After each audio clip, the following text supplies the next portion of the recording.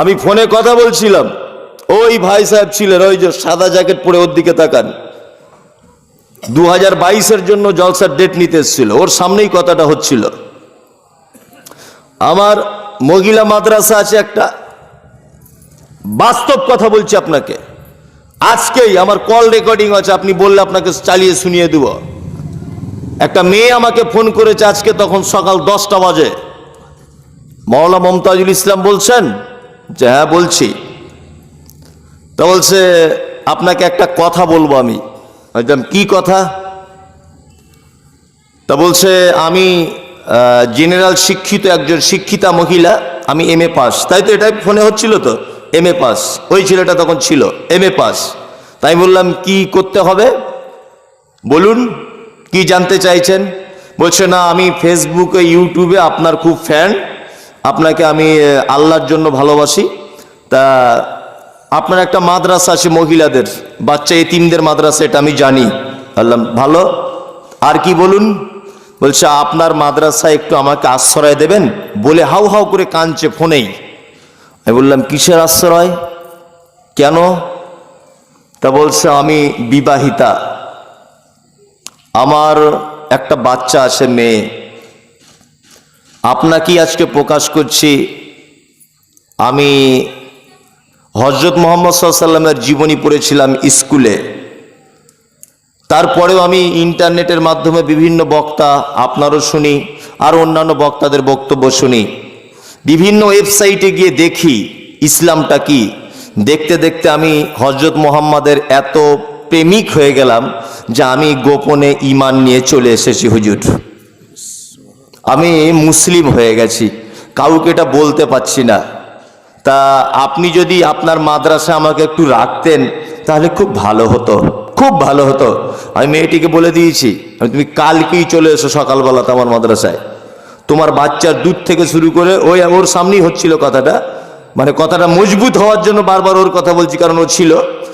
আমি বললাম তোমার বাচ্চার দুধ, তোমার পকেট খরচ, তোমার প্রয়োজনে যদি মনে করো যে তুমি বিয়ে বসতে চাও, বিয়ের তোমার ছেলের ব্যবস্থা করে দেবো, সব A to Z দায়িত্ব আমি গ্রহণ করব, তুমি কাল সকালবেলা আমার মাদ্রাসায় এসো।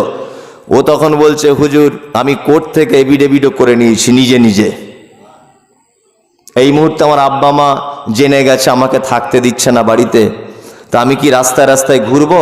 না, অসম্ভব, তুমি আমার মাদ্রাসায় এসে থাকো, এইখানে এসে থাকো তুমি। তা হযরত মুহাম্মদ সাল্লাল্লাহু আলাইহি ওয়াসাল্লামের কোন মানুষ যদি এই লোকটার ব্যাপারে কথা বলেছে, এই লোকটার বিরুদ্ধে যদি কেউ আঙুল তুলেছে, আমি তো মনে করব নয় তাকে ঈমান আনা লাগবে, আর নয় তাকে পৃথিবী ছেড়ে চলে যেতে হবে, আর নয় ওই লোকটার ইতিহাসের পাতার জঘন্য স্থানে তার নাম থাকবে। তিনটা অপশন, অনেক প্রমাণ রয়েছে।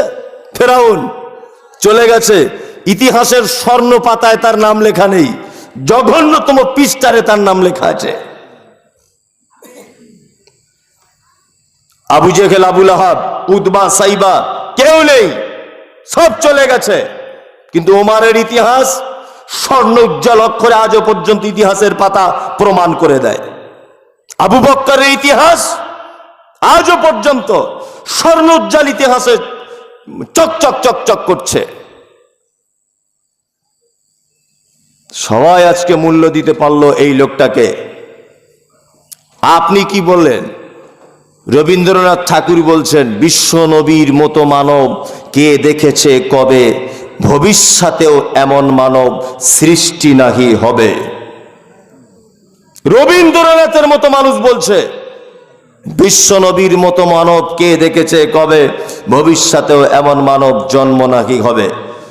জাতিতে মুসলিম ছিলেন না, তুমি ভৈরবপুরের একজন মুসলিম, তুমি কাল সকালে জলসা থেকে বার হয়ে তুমি হাতে ফ্ল্যাগ নিয়ে স্লোগান দাও, আবার ভোটে জিতলো কে, অমুক ছাড়া আবার কে, আমার নেতার চরিত্র ফুলের মতো পবিত্র। এই বিয়াদব কোথাকারে, তুমি এই নেতার সার্টিফিকেট দিতে যাচ্ছ, মানে তুমি এই নেতার সার্টিফিকেট কেন দিলে? তোমার নেতার চরিত্র সকালবেলা একরকম, বিকেলবেলা একরকম। তোমার নেতা ইন্দিরা আবাসনের টাকা মেরে খায়, তোমার নেতা 100 দিনের টাকা মেরে খায়, তোমার নেতা গরিবের রক্ত শোষণ করে। তোমার নেতা কালকে সাইকেল চেপে বেড়াতো, আজকে নেতা হয়েছে R15 মোটর সাইকেল চেপে বেড়ায়। তোমার নেতার কি বাপের টাকা ছাপানো কল আছে? তুমি এই নেতার ব্যাপারে তুমি সার্টিফিকেট দিয়ে দিলে আমার নেতার চরিত্র ফুলের মতো পবিত্র। তুমি ভৈরবপুরের একজন মুসলিম যুবক হিসাবে তোমার এই স্লোগান দেওয়া দরকার ছিল, আমার নেতা তোমার নেতা বিশ্বনবী মুহাম্মদ। এই স্লোগান তোমার দেওয়া দরকার ছিল।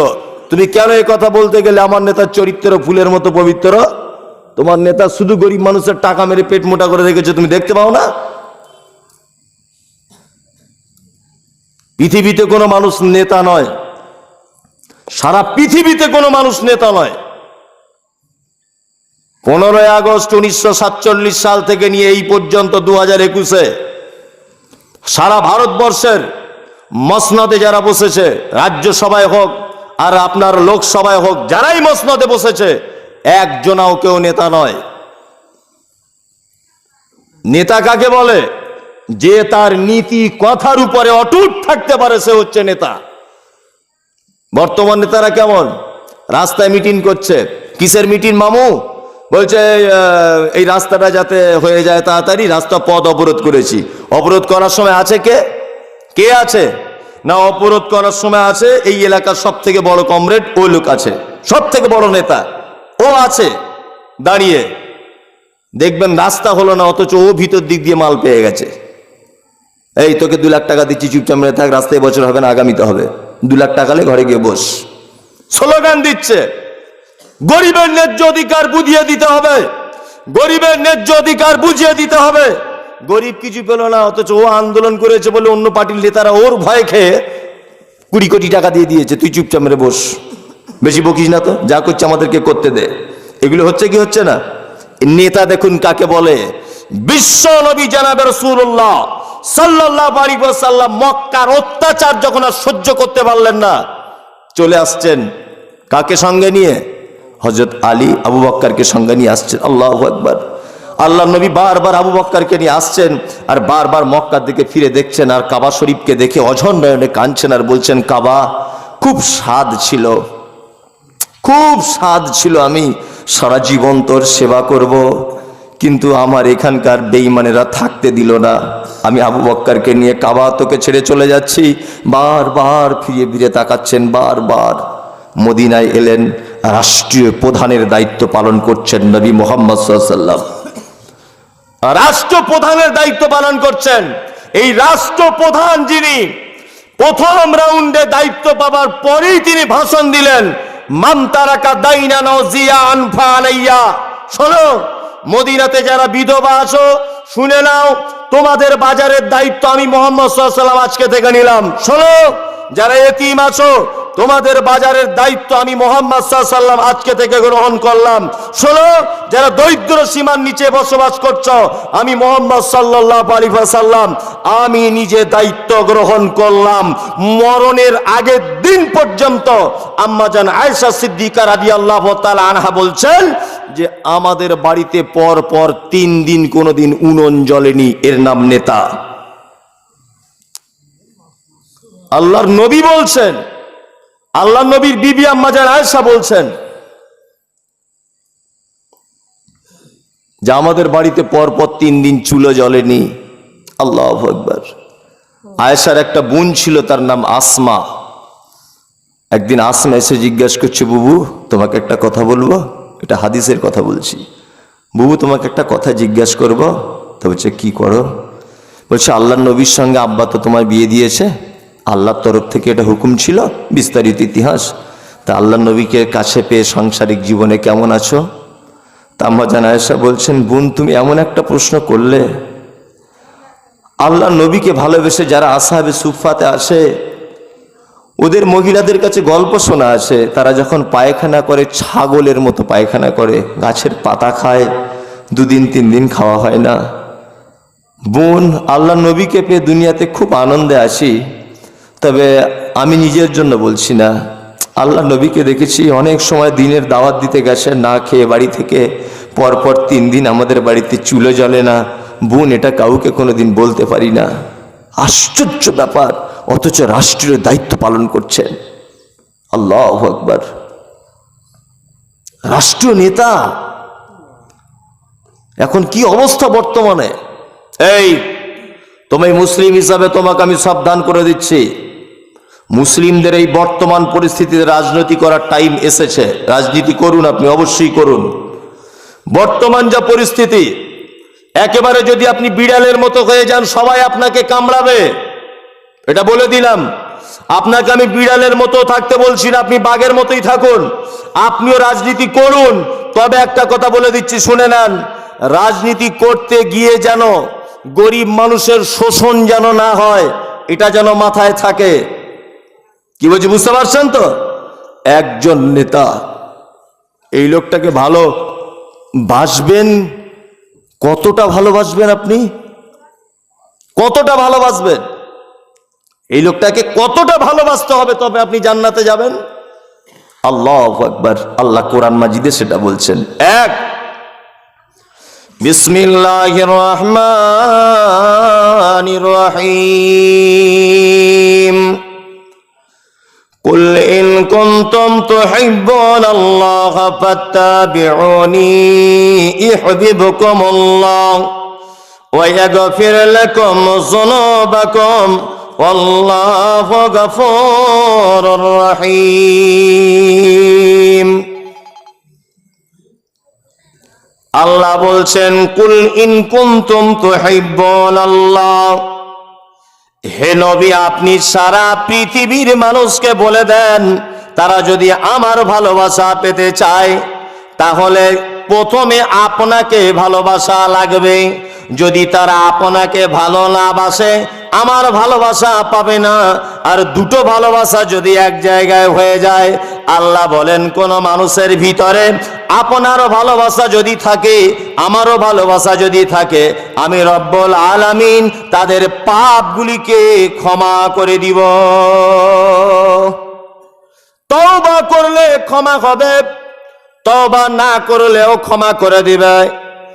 বন্ধুরে আমার, এখনো আপনি বেঁচে আছেন, এখনো তওবা করে নেন। আপনি কালকে থেকে আর অসুস্থ হয়ে যাবেন, কবরে নিয়ে চলে যাওয়া হবে, আপনি তওবা করতে পারবেন না, তওবা করতে পারবেন না। দুইজনের ভালোবাসা এক জায়গায় করে নিতে হবে। এবার একটা কথা বলি, মুহাম্মদ সাল্লাল্লাহু আলাইহি ওয়াসাল্লাম এমন এক প্রেক্ষাপটে, এমন এক যুগে ওই লোকটাকে পাঠানো হয়েছিল, কঠিন পরিস্থিতি। আল্লাহু আকবার, কত কেমন পরিস্থিতি, সে যুগটা কেমন ছিল। একটা হাদিস বলি আপনাকে, শুনুন এবার, খুব মন দিয়ে শুনবেন হাদিসটা। আল্লাহর নবীকে যে যুগে পাঠানো হয়েছিল যুগটা কেমন ছিল। আল্লাহ নবী সাল্লাল্লাহু আলাইহি ওয়াসাল্লাম একদিন মসজিদের ভিতরে একটা কোরআনের আয়াত পড়লেন। কি আয়াত? ওয়া ইযাল মাউউদাতু সুইলাত বিআইয়ি যামবিন কুতিলাত, এই তোমরা তোমাদের শিশু সন্তানগুলিকে হত্যা করিও না, এটা মহাপাপ।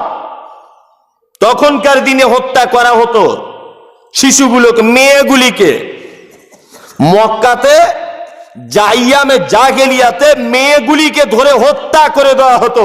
এই আয়াতটি যখন আল্লাহর নবী বললেন মসজিদে, পাশেই একজন সাহাবী বসেছিলেন, ডুকরিয়ে ডুকরিয়ে কাঁদছেন। আল্লাহু আকবার। দাগিয়াতুল কলবি সাহাবীটার নাম, দাগিয়াতুল কলবি সাহাবীটার নাম, ডুকরিয়ে ডুকরিয়ে কাঁদছেন। আল্লাহর নবী বললেন, দাগিয়াতুল কলবি তুমি কাঁদছো কেন বলো? দাগিয়াতুল কলবি বলছেন, ইয়া রাসূলুল্লাহ, আমাকে কি আল্লাহ ক্ষমা করবে? আমাকে কি আল্লাহ মাফ করবে? ও দয়ার নবী, আমি এমন একটা পাপ করেছি যে পাপ আমার কোনোদিন আর ক্ষমা হবে না। বিশ্ব নবী বলছেন, তুমি কি ঈমান নিয়ে এসেছো? দাগিয়াতুল কলবি বলছেন, ঈমান নিয়ে এসেছি। আল্লাহর নবী বলছেন, শুনে নাও ও দাগিয়াতুল কলবি, তুমি ঈমান এনেছো, লা ইলাহা ইল্লাল্লাহ বলেছো, তোমার জীবনের বাকি যত পাপগুলি রয়েছে আল্লাহ তাআলা সমস্ত পাপকে কলেমা পড়ার কারণে সবকে মুছে দিবে। এই কথাটা শোনার পরে দাগিয়াতুল কলবি যেন আবারও কেঁদে উঠেছে। বিশ্বনবী বললেন, ও ও দাগিয়াতুল কালবি, এত কেন তুমি কাঁদছো? কান্না কেন থামে না?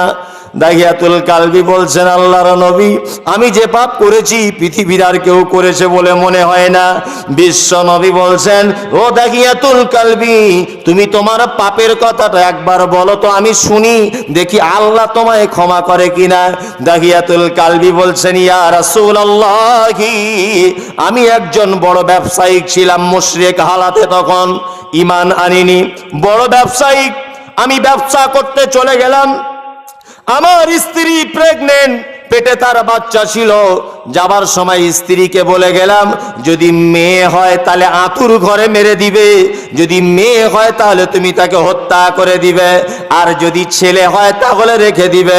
ইয়া রাসূলুল্লাহি, আমি ব্যবসায় চলে গেলাম, আমার স্ত্রীর বাচ্চা হলো একটা মেয়ে, আমার স্ত্রী বাচ্চাটাকে মারতে পারেনি, বাচ্চাটাকে লুকিয়ে রেখেছিল। আমি 2-4-5 বছর পরে ব্যবসা থেকে যখন বাড়ি এলাম, বাড়ি এসে দেখছি একটা বাচ্চা ফুটফুটে সন্তান আমাকে আব্বু বলে ডাকছে। আমি শুয়ে আছি, আমার মাথার কাছে বলছে, আব্বু, আব্বু, এতদিন তুমি কোথায় ছিলে? আল্লাহর নবী, বাচ্চাটার আব্বু ডাক শুনে আমি এত আনন্দ পেলাম, এত খুশি হলাম, আমি আমার মেয়ের প্রেমে পড়ে গেলাম, আমি আমার মেয়ের ভালোবাসায় পড়ে গেলাম। কিন্তু রাতের বেলা যখন শুয়ে পড়লাম, ইয়া রাসূলুল্লাহ, সেই জাহেলিয়াতের মক্কার ওই কুপ্রথাগুলো আমার মনে মনে জেগে উঠলো। আমার বেটি হয়েছে, সকালবেলা যদি বার হই, রাস্তায় বন্ধু বান্ধবরা বলবে, তোর কপাল পোড়া, তোর মতো বদমাশ লোক কেউ নাই, মেয়ে সন্তানকে মেরে দিতে হয়, তুই কেন দিলি না? এই নানান কথাবার্তা আমাকে শুনতে হবে। আল্লাহর নবী, সকালবেলা ঘুম থেকে উঠে আমার স্ত্রীকে বললাম, মেয়েটাকে জামা কাপড় পরিয়ে দাও, আত্মীয়র বাড়ি নিয়ে যাব বেড়াতে। ইয়া রাসূলুল্লাহ, আমার মেয়েকে নিয়ে বাড়িতে চলে গেলাম, আর আমার মেয়ে আমার স্ত্রীকে গলা জড়িয়ে ধরে বলছে, মা, আমি আব্বুর সঙ্গে বেড়াতে যাচ্ছি, আবার কিছুদিন পরে ফেরত চলে আসবো। দাগিয়াতুল কালবি বলছেন, আল্লাহর নবী, আমি আমার মেয়েকে নিয়ে চলে গেলাম একদম পাহাড়ের ভিতরে, জঙ্গলের ভিতরে। মেয়েটা দূরের দিকে দেখি খেলা করছে, আর বারবার আব্বু আব্বু বলে ডাকছে। আল্লাহর নবী, আমি একটা কোদাল দিয়ে বালি আর পাথরগুলো খুঁড়তে শুরু করে দিলাম। আমি খুঁড়ছি বলে আমার শরীর থেকে ঘাম ঝরে ঝরে পড়ছে। আমার মেয়ে এসে দেখছি দৌড়ায় দৌড়ে আমার ঘামগুলো মুছিয়ে দিচ্ছে। ইয়া রাসূলুল্লাহ, আমি এত নিষ্ঠুর পিতা, আমি এত বদমাইশ পিতা, আমার মনে দয়া হলো না, অনেকটা গর্ত হয়ে গেল। আল্লাহর নবী, আমার বেটিকে ডাকলাম, মা, তুমি এদিকে এসো। আমার মেয়ে চলে এলো, মেয়েটাকে মিথ্যা করে বললাম, দেখো তো গর্তের ভিতরে কিছু আছে কিনা। মেয়েটা হ্যাট হয়ে দেখতে গেল। আল্লাহর নবী, আমি তাকে পিছন দিয়ে ধাক্কা মেরে গর্তের ভিতরে ফেলে দিলাম। মেয়েটা চিৎকার করে উঠলো, আব্বু, জীবনে কোনোদিন তোমাকে আর আব্বা বলে ডাকবো না, কোনোদিন আব্বার পরিচয় দিব না, একবার তুমি আমাকে গর্ত থেকে তুলে নাও, মায়ের কাছে ফেরত যাবো এটা বলে এসেছি, আব্বু তুমি আমাকে তুলে নাও। ইয়া রাসূলুল্লাহ, আমার মেয়ে এত জোরে জোরে আমাকে আব্বু আব্বু বলে ডেকেছে, আমার মনে একটুখানি দয়া হলো না। আমি কি করলাম, পাথর নিয়ে মেয়ের মাথায় উপর থেকে আঘাত করে দিলাম। আমার তাও কষ্ট হলো না, আমি পাথর আর বালি দিয়ে মেয়েটাকে চাপা দিয়ে মেরে দিয়েছি। ইয়া রাসূলুল্লাহ, আমার কি এই পাপ জীবনে কোনোদিন ক্ষমা হবে? বিশ্ব নবী বলছেন, দাগিয়াতুল কালবি, শুনে নাও, এটা মক্কার জাহেলিয়াত, তুমি কি কলেমা পড়েছ? দাগিয়াতুল কালবি বলছেন, ইয়া রাসূলুল্লাহ, আমি কলেমা শুধু পড়িনি, কলেমা পড়ার পরে আপনাকে এত ভালোবাসি, আপনাকে এত ভালোবাসি, ইয়া রাসূলুল্লাহ, আপনার এত প্রেমে পড়ে গেছে, আমার কি আল্লাহ সেই দিনের পাপটা কি ক্ষমা করে দিবে? বিশ্ব নবী বলছেন, দাগিয়াতুল কালবি, কলেমা পড়ার আগে করেছো, এই কারণে আল্লাহ তোমায় ক্ষমা করে দিবে। এহেন এক কঠিন পরিস্থিতিতে, এহেন এক মূর্খতা, এহেন এক বড় বড় তার সময় এই ধরাই বুকে চলে এলেন বিশ্ব নবী জনাবে রাসূলুল্লাহ সাল্লাল্লাহু আলাইহি ওয়াসাল্লাম। তিনি এসেই প্রথমে বললেন, ওয়া ইজাল মাউউদাতু সুইলাত বিআইয়ি যামবিন কুতিলাত। ও সাহাবীরা শুনে নাও, মক্কাতে আজ থেকে দিনের জ্যোতি জ্বলে গেছে। আমি মুহাম্মদ আজ থেকে নবী, মদিনাতে আজ থেকে আমি নবী, আমি মদিনার রাষ্ট্রীয় প্রধান। আমি আজকে থেকে শুনে নাও, নারী তার অধিকার বুঝে পাবে, গরিব তার সম্পদ বুঝে পাবে, এতিম তার সম্পদ বুঝে পাবে, আর কোনো মানুষ বঞ্চিত হবে না। আল্লাহ কোরআন মাজিদে বলছেন, ইন্নামা বুইস্তু লিউতাম্মিমা মাকারিমাল আখলাক। পৃথিবীতে নবী আপনাকে আমি এমনি শুধু তৈরি করে দিইনি, সারা পৃথিবীতে যত মানুষ পাঠাবো কিয়ামত পর্যন্ত প্রত্যেক মানুষ যেন আপনাকে নমুনা করে চলতে পারে, আর আপনার ব্যাপারে যেন কেউ আঙুল তুলতে না পারে। এই জন্য আপনাকে আমি রহমাতুল লিল আলামিন করে পাঠিয়ে দিলাম। এই ১৫০০ বছর আগের চরিত্র এরকম, সেই সময় কে হচ্ছেন? আল্লাহর নবী এসেছেন। এই লোকটাকে ভালোবাসবেন কি করে? চলুন এবার কোরআনের আয়াত বলে বক্তব্য শেষ করে দিব। একটা কোরআনের আয়াত আপনার সামনে বলছি, হ্যাঁ কোরআনের আয়াত একটা আপনার সামনে বলছি। আল্লাহর নবীকে কতটা ভালোবাসতে হবে চলুন এবার শুনুন। আল্লাহ বলছেন, সারা পৃথিবীতে মানুষকে যা কিছু দিয়েছি সব ভালোবাসার জিনিস।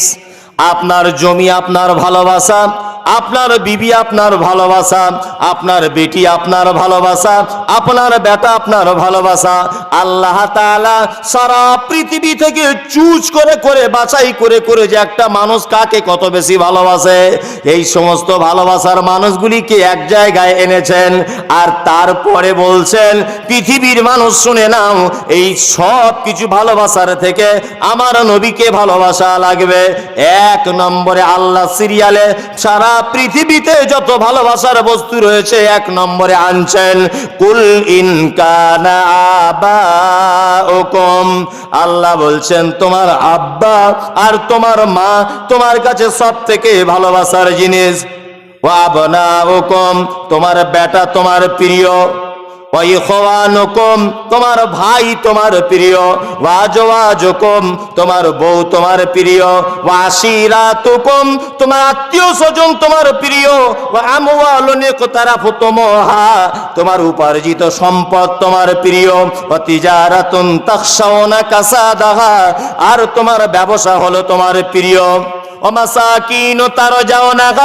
আল্লাহ বলছে, তোমার বাড়িটা বিল্ডিং বালাখানা 2 তলা 3 তলা করেছে, এটা তোমার প্রিয়। কিন্তু আল্লাহ বলছেন,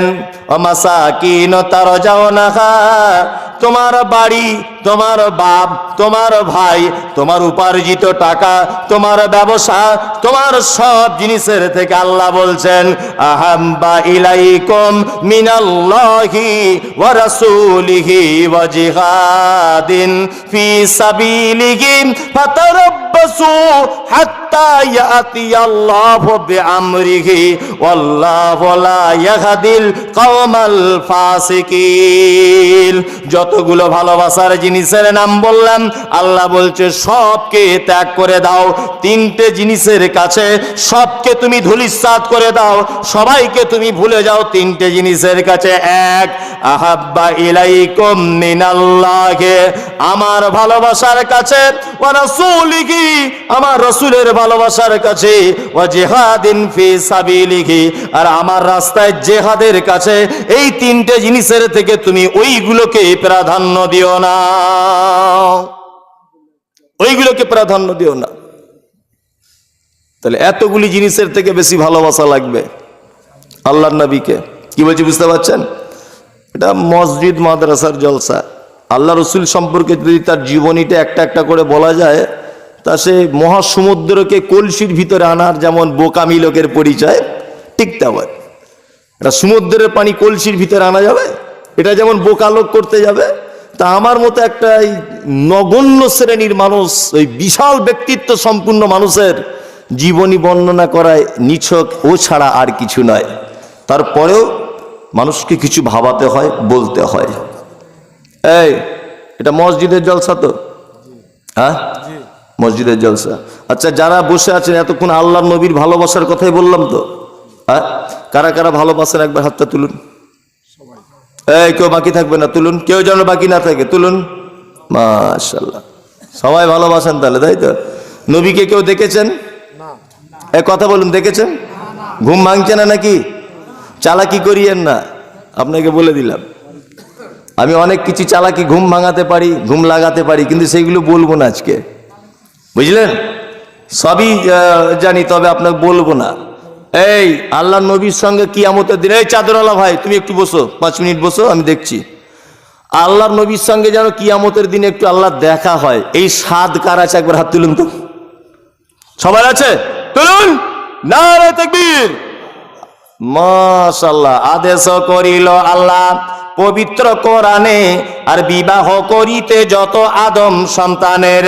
কোরআনে আদেশে আল্লাহ যদি না করিত, আর মানুষের বংশ সব ধ্বংস হয়ে যেত। কিন্তু হায় বর্তমানে হতেছে এমন, বেটির বিয়েতে বেটার বাপ নিচ্ছে কত পণ। কেহ সোনা দানা নিচ্ছে, কেহ টাকা করি, আর কেহ জমি জায়গা নিচ্ছে, কেহ নিচ্ছে বাড়ি। আবার কত বাপজি বলে নিব না কোপন, আর বেটা বেটি সাজিয়ে দি কি বিয়াই আপন। টাকার বেলায় সাধু সাজে, জমির বেলায় চোর। বর্তমানে বেটার বাপ এমনি হারামখোর। চোর লোকে চুরি করে অন্ধকারে হলে, বেটার বাপ করে চুরি দিনের উজ্জ্বলে। হায়রে বেটার বাপ তুমি এমনি লুভি হলে, টাকার বদলে বেটা বিক্রি করিলে। হরিশ্চন্দ্রপুর হাটে শুনি বিক্রি হয় পাঠা, আর পাঠার মতো বিক্রি করো তোমরা নিজের বেটা। হায়রে বেটার বাপ তুমি এমনি লোভী হলে, পাঠার মতো বেটা বিক্রি করিলে। তোর জন্য কত নারী বিষ পান করে, কত নারী গলায় দড়ি দিয়ে ঝুলে পড়ে। এর জন্য কে বাদাই জানো বেটার বাপ, শত শত বেটির বাপের নিচ্ছে অভিশাপ। নবীর সঙ্গে দেখা করার ইচ্ছা আছে ইনশাআল্লাহ? আছে তো? আছে সবরের? চলুন বুখারীর একটা হাদিস শুনে নেন। হাদিস বর্ণনাকারিনী আয়েশা কোন বিবি নবীজিকে করিলেন জিজ্ঞাসা, ও গো নবী তব সাথে দেখা হবে কার? আর নবী বলে দুনিয়াতে হাত লম্বা যার। মা আয়েশা বলে এ কথা যখন শুনিলাম কানেতে, কাঠখণ্ড লইয়ে হাত লাগিলাম মাপিতে। দেখিলাম বিবি সাউদার হাত লম্বা বলি, আমার মুখেতে ও গো পড়ে গেল কালি। হাত লম্বার অর্থ পরে পারিলাম বুঝিতে, দান ধন যারা করে এই দুনিয়াতে। তারপরে জয়নাব এসে নবীজিকে কয়, কেন জয়নাব আল্লাহ রাস্তায় বেশি করে ক্ষয়? ভৈরবপুরের মানুষ শোন হাদিসটি বুখারীর। জয়নাবে আনন্দ আর আয়েশার মুখ ভারী। আম্মা জান আয়েশা আল্লাহর নবীকে ডেকে বলছেন, ও দয়ার নবী, আপনার সঙ্গে কিয়ামতের দিনে, মহাপ্রলয়ের দিনে প্রথমে কার সঙ্গে দেখা হবে? বিশ্ব নবী বলছেন, আয়েশা রে, যার হাত লম্বা হবে তার সঙ্গে দেখা হবে। আয়েশা ব্যাপারটা বুঝতে পারলেন না, একটা লাঠি নিয়ে অন্যান্য বিবিদের হাত মাপতে শুরু করে দিলেন। দেখা গেল বিবি সাউদার হাতটা লম্বা হয়ে গেল। আম্মা জান আয়েশা আল্লাহর নবীকে চোখ কসলাতে কসলাতে এসে বলছেন, ইয়া রাসূলুল্লাহ, তাহলে আমি আয়েশা আপনার সঙ্গে কি আমার আর দেখা হবে না? বিশ্ব নবী বলছেন, আয়েশা রে, শুনে নাও শুনে নাও শুনে নাও, ওই রকম হাত লম্বা নয় দান ধন যারা করে এই দুনিয়াতে। আয়েশা শুনে নাও, যারা দানের ব্যাপারে আগিয়ে থাকে, কিয়ামতের দিনে লক্ষ কোটি মানুষের ভিতরে বলে দিব, এই লোকটা আমার উম্মত, আমার কাছে চলে এসো। আমি আর ওই লোকটা দুইজন এক সঙ্গে জান্নাতে ঢুকে যাব। বুখারী হাদিস এটা। যারা দানের ব্যাপারে প্রতিযোগিতা করে, এই আমি টাকা পয়সা চাইবো না, 10টা লোক বলুন 500 টাকা করে দেন, 1000 করে নয়, 10টা লোক বলুন। দিয়েছেন, আবার হাতটা তুলুন একবার, 500 টাকা করে 10টা লোক বলুন। আমি আদায় করতে পারি কিন্তু করি না, আর আগে করতাম খুব। একটা লোক বলুন, মান সম্মানটা রাখুন। একটা লোক বলবেন না, মাশাআল্লাহ, উনি দিবেন 500 টাকা। কি নাম? মোহাম্মদ ইসমাইল। 500 টাকা। এই একটা অন্তত পক্ষে একটা নিয়ত করুন। আল্লাহ কোরআনে বলছেন, ইন্নাল্লাহা আলিমুম বিজাতিস সুদূর, মানুষ যেটা করে ওটা আমি দেখতে পাই বা শুনতে পাই, আর যেটা অন্তরে জাগে ওটা বুঝতে পারি।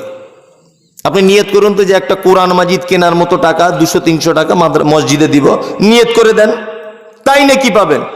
একজন দিয়েছেন 500 টাকা, আলহামদুলিল্লাহ দান হয়ে গেছে, উঠেছে অবশ্য। ও চাচাজি 2 মিনিট বসুন, মজলিস ভাঙার দোয়াটা বলে যান, চলে যান না আপনি, মজলিস ভাঙার দোয়া বলুন। এই আমাদের একটা মোটা দান আছে, কি জিল্লুর রহমান, শুক্রিয়া। জিয়াউল হক 500, কি না, হ্যাঁ মানিরুল ইসলাম, মাশাআল্লাহ 500, 3 জন হয়ে গেল, অসুবিধা নেই। আর অন্তত একজন হোক, 4 জন হয়ে যাক। শাহজাহান 2000, মাশাআল্লাহ 7 জন হলো, 10 জন তাহলে হয়ে যাবে। 500 করে চেয়েছি আমি, আর 3টা লোক বলুন, সে ছেড়ে দেবো আমি আর 2-1 মিনিট। বলুন আপনি, মাশাআল্লাহ আপনার কি নাম? হুমায়ুন ইসলাম, 500 টাকা, 8 জন হলো, আর 2 জন হন, ওই একজন উনি দিবেন, মাশাআল্লাহ 10 জন হয়ে গেল, তাই তো? শুক্রিয়া। শেষ বেলাতে তো মানে জাল বারবার টেনে টেনে টেনে টেনে মাছ আর নাই, তা উঠবে কি? কি বলছি বুঝতে পারছেন? আসসালামু আলাইকুম। ওয়ালাইকুম সালাম। বলুন ভাই। 10,000 টাকা করে দেন। সবাই বলছে কম হচ্ছে, হ্যাঁ সবাই বলছে কম হচ্ছে। কম হচ্ছে। আরে 20,000 টাকা দিয়ে দেন। 20,000ও কম? বাবা, 12 কুইন্টাল রড। 12 quintal rod? ও আপনার সাথী দিয়েছে 12 কুইন্টাল রড। লাস্ট পর্যন্ত আছি মাওলানা সাহেব, আমি লাস্ট পর্যন্ত বুঝে, লাস্ট পর্যন্ত যতদিন বেঁচে আছি আল্লাহ বাঁচিয়ে রেখেছে, লাস্ট পর্যন্ত আছি। সেটা তো আপনি আছেন, আজকে জলসা উপলক্ষে সবাই আনন্দ করে বলছে এটাই, তাছাড়া কিছু নয়। শরীর খারাপ, ওই জন্য এখনই চলে আসলাম। আচ্ছা আচ্ছা কম চলে এসেছিল। আচ্ছা আচ্ছা, তাহলে কত লিখাবে এখন বলুন তাড়াতাড়ি। লাস্ট পর্যন্ত আছি, বুঝতে পারলেন কিনা? আচ্ছা কি বলবেন? কত কত কত করবো তাহলে? আরে 15,000 লেখা দেন তো। আরে 20,000 টাকা দেন, যান, বলছে যখন সবাই, যান দেন। ঠিক আছে, ঠিক আছে। হ্যাঁ ঠিক আছে, মাশাআল্লাহ 20,000 টাকা লিখে দিয়েছেন। আর 2-5 টাকা যদি কেউ দেওয়ার থাকে তো দেন, মসজিদে কাজ হবে। জি, আব্দুল সালামকে ডাকেন। আব্দুল সালাম কে আসো ভাই? নাইমুদ্দিন, কালাম, 3 জন, আব্দুল সালাম, নাইমুদ্দিন আর কালাম, কে আসো ভাই? তাড়াতাড়ি এসো, একটু মজলিস ভাঙার দোয়াটা বলি, তাড়াতাড়ি আসুন। আর থাকে মানুষ, টাইম কটা হলে দেখতে হবে না তাহলে? জি, 10 টাকা 20 টাকা যার কাছে যা আছে দেন দেন দেন। আজহারুল মিস্ত্রি ভাই কে আছো? আজহারুল মিস্ত্রি ভাই, তোমার বাড়ি এই গ্রামে নাকি? ও রাঙাইপুর তো জানি, ওদেরকে সবাইকে চিনি।